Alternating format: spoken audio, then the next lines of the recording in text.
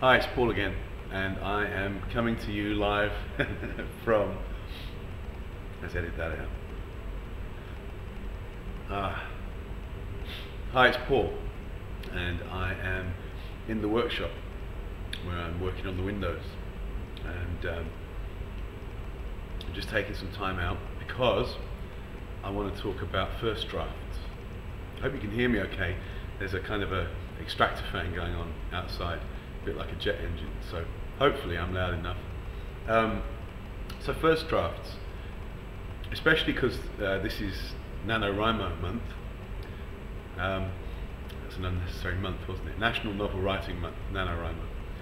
The emphasis everywhere is on first drafts and getting it written. And people have all sorts of weird reactions to writing first drafts, especially if they are not used to writing. Two things tend to happen. One is people are incredibly inspired initially, and so they begin in a rush. But what they don't have is the habit or the discipline of writing, and so when the inspiration starts to fade, which is inevitable after a couple of days or a couple of sessions, it's a real struggle to keep going. So what do you do? And really there's only one way out of that, and that is to get yourself a writing habit. And it's just hard graft to get your first draft done once the inspiration goes. But it's a perfectly natural thing to have happen, and you shouldn't worry about it. You're going to get a big idea and you're going to be really excited about it, and you're going to write some stuff about it and maybe make some notes, and then you're going to maybe write some of the actual story itself, and then the feeling is going to fade. You're going to take a couple of days out of your routine of writing, and when you come back to it, it's very hard to get back in, immerse yourself into the world of the novel. So it's tough, and so you shouldn't worry about that. What you should do is prepare for the tough part, and make that transition from inspiration into perspiration as easy as possible. And the best way to do that is to make some kind of outline or notes. And an outline or notes, and people get stuck on this too. How should I do it? And in the end, it doesn't really matter how you do it, as long as it serves this purpose. Okay, the one purpose of an outline is so that you don't have to remember everything. So you have all these thoughts about what's going to happen in the novel, and you're driving along and you have all sorts of daydreams, you listen to music and you have all sorts of thoughts, you talk to people and you think, oh, that would be brilliant if, oh yeah, in my novel, la la la. And what you should do is write all those things down. And then because you write them down, then you don't have to remember them anymore, okay? And so an outline is basically just a collection of thoughts. And the most sophisticated that an outline can get is that it's a series of scenes in your novel that you haven't written yet, but that you think would be good, and you just do a kind of brief couple of words or a sentence or two of description about what happens. And it's as simple as, in this scene, Chloe is really loved up because David said something, and she thinks, oh, he loves me, he loves me. And so from that, I just write that as a reminder, and then when I come to write that scene, I haven't actually said what it was that he said. I don't need to know that. I can think of it when I come to write the scene. And then how does it feel to be all loved up? Well, again, that's the detail that I'm going to explore when I show, don't tell. So the outline really can be the tell. So the outline can be those lazy bits of writing where you don't really know how you're going to show it, but you know how to tell it, so you just tell it. Okay. So the outline is one of the things you can do to help yourself get through that transition from being incredibly inspired to it becoming incredibly hard work. The other thing that people do is they hate their first draft. They hate their writing, and that's something that I think that most writers go through reasonably regularly, we write something and then immediately afterwards we look at it and think, oh, that's rubbish. Or while we're writing it, we stop and we think, oh, I don't like this, which is such a shame. What can you do about that? Well, the thing that you need to tell yourself is that what's going on is that instead of the novel that you have imagined in your head, which is perfect, which is wonderful, which soars to great heights and makes you feel incredible and all the rest of it, instead of all that, what you've got is the disappointing reality of that maybe your skills as a writer, writing off the cuff, without any editing, don't match this vision in your head. But you shouldn't worry about that. You shouldn't worry that what appears on the paper doesn't match the vision in your head. Why? Because the first draft is not the novel. Okay. Really, your novel is just beginning when you've written your first draft. The real writing is in the editing and the rewriting and the revision and the changes that you're going to make, and you will make changes. And I think this is another thing that people approaching writing a novel don't realise as well. It's different to writing a short story. With a short story you can kind of conceive the whole thing in your head and you can write it out in one session, possibly, and there's that kind of purity of purpose, and you can stop at the end and it's done, and then maybe you go back and you tweak it. But essentially it's like a short story can be it can have a real unity of place or of time and things like that, so that you don't really need to be particularly challenged by what you're writing. The purpose of a first draft is just to exist. The purpose of the first draft is just to get written, and you shouldn't worry about the quality of it. It's gonna suck, okay? It really is. You will write some bits that are going to be fabulous and you're going to absolutely love them, and you will write some bits that are going to be so atrocious you'll think that you should retire before you've even begun, because how could you possibly be a writer if you've written something that bad? And that's like a universal experience that all writers have. Every writer writes some trash. I can't remember what Gabriel Garcia Marquez said about it, but he basically said something along the lines of, good writers are prized more for what they do not publish. So the idea is that even great, even good or great writers will write a load of rubbish, but the difference between them and other people is that they don't publish it.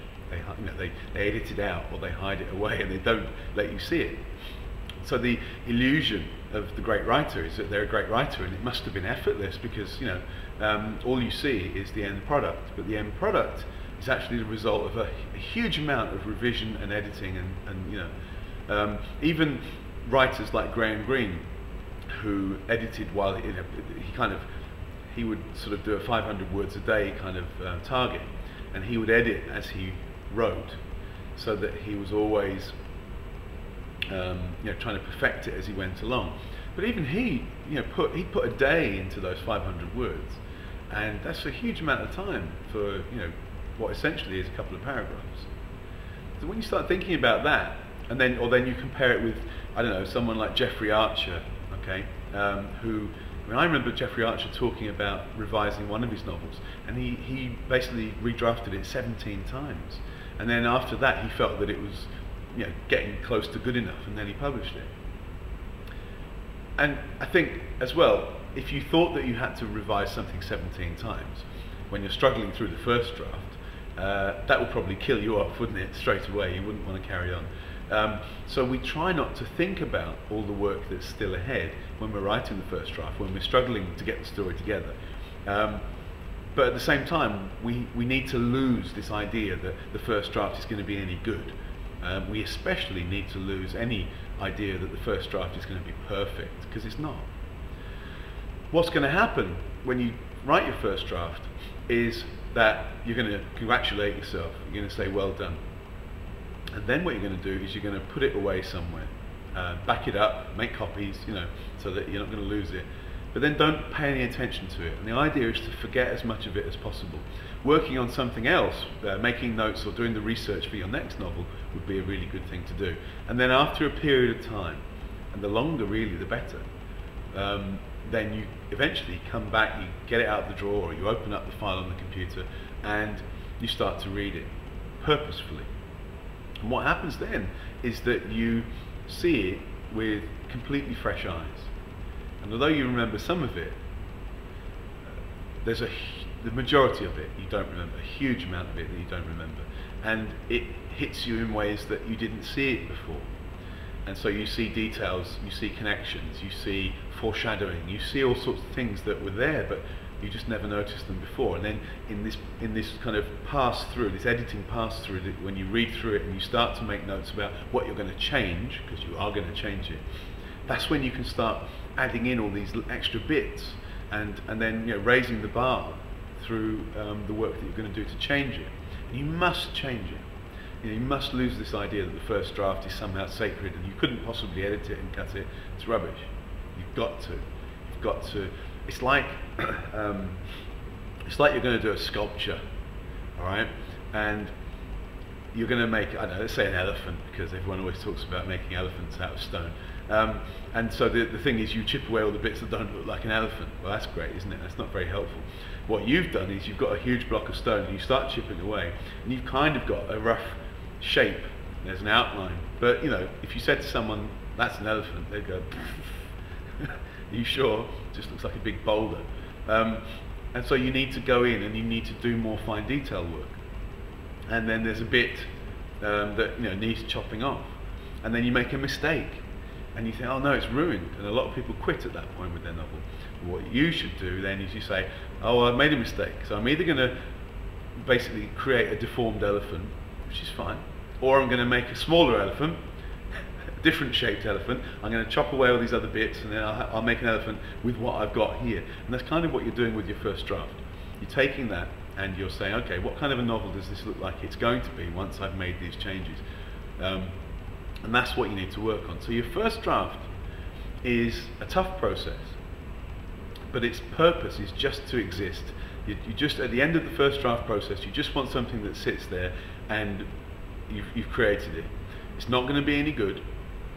Parts of it are going to be good, but you're not going to know that yet until you've left it for a period of time and then you come back to it. Ernest Hemingway, you'll excuse the language here, I hope, but Ernest Hemingway basically said, or he at least is attributed as saying, that all first drafts are shit. And I think that's a very good piece of advice to have from a master of the craft. Other people that I've heard talk about it say things like, well, it's easier to edit crap than air. And so basically, if something doesn't exist, how can you edit it? But if something exists, even if it is, you know, a steaming pile of rubbish, you can still turn that into something, okay, with your hard work. The secret is don't rely on inspiration. And forget that whole idea about, you know, having a muse or being inspired or waiting for inspiration to strike, or, you know, you can only write when you're going to be creative, or you're only going to write when it's going to be perfect, or when the stars are right, or whatever. You know, don't do that to yourself. Writing is all about habit. It's all about training yourself so that when you need to, you can, you know, step up to the plate, or sit down at the desk, or whatever, you know, however you write, and deliver a chunk of writing without any care about whether it's any good at that moment, because you're going to save all that worry and effort for later. When you're calling something into being, you don't worry about the quality of it. Okay, that's important. It's a bit like having children. This is a terrible analogy, so you're going to laugh now. But when you're making your children really early on in that stage, you're not worried. You shouldn't be thinking while you're actually making your babies about how you're going to educate them when they grow up. Okay. Now, is it important to educate your kids as they grow up? Yeah, you bet. But should you be thinking about it while you're busy, you know, creating them in the first instance? No. We shouldn't. Okay, so it's kind of like that there should be a clear separation of what you're doing and when. And if you can do that, if you can separate out, this is what I'm doing now, and this is what I'm going to do later, you know, so that later on you come to it and say, right, this is what I'm going to do now, and it's different to what you were doing before. you can create a unity of purpose and a sort of purity of your effort. So if you're in first draft mode, you're just worried about creating your first draft and getting all those ideas out and written down. If you're editing, then yeah, you know, you're looking to see what fits and what works and what doesn't, and you can be ruthless because it's editing. It's a different kind of creativity. And so you need to try and train yourself to separate those things out so that you can do the best job in every situation by focusing on that job alone. If you try and do every single job at once, you're going to be in the grey zone. You know, you're not going to be doing, it's neither fish nor fowl. You're not going to be doing a good job at writing it or editing it if you're trying to do both at once. So, you know, Graham Greene, he's an exception. But I wouldn't recommend any writer try and be like Graham Greene until they have really, really trodden that path as a writer for a very long time.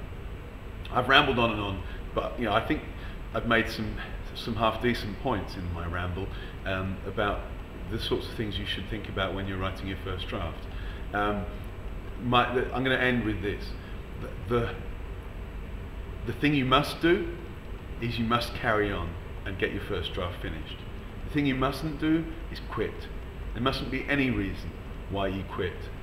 And your brain will come up with 1,000,001 reasons why you should stop, about why you're not a writer, you're not good enough. You know, all those voices are going to come up, and they're going to tell you all sorts of things, you know, and you're going to want to stop. Don't stop. Never, never, never give up until you get to the point when you've finished your first draft, and then you can take a break, take a pause, take a rest, congratulate yourself, have a party, celebrate, and then after that little period has elapsed, then you go into editing mode, and then you do a different job on that manuscript that you've created. Okay, so never stop, never give up. Okay, and then you'll be a writer, and it's as simple as that. Writers are the people who don't stop writing.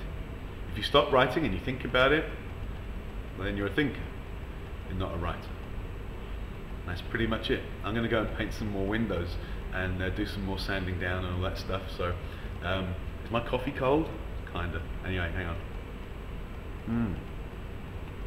It's cold here. It snowed just last night, so it's getting cold. Winter's coming. A brilliant time to write my novel.